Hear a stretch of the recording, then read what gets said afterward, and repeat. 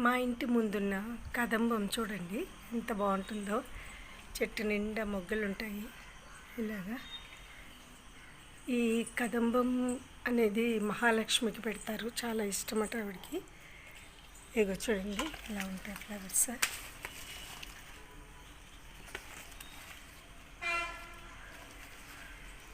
చెట్టు నిండా ఉంటాయి, కాకపోతే అందవు. చాలా ఎత్తు మీద ఉంది చెట్టు అంతా, చూడండి పెద్ద చెట్టు.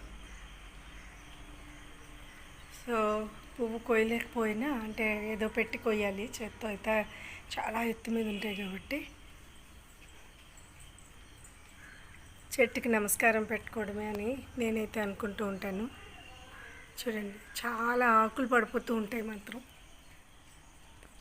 చెట్టు మాత్రం చాలా హెల్తీగా ఉంటుంది, నిండా పువ్వులే. థ్యాంక్ యూ అండి.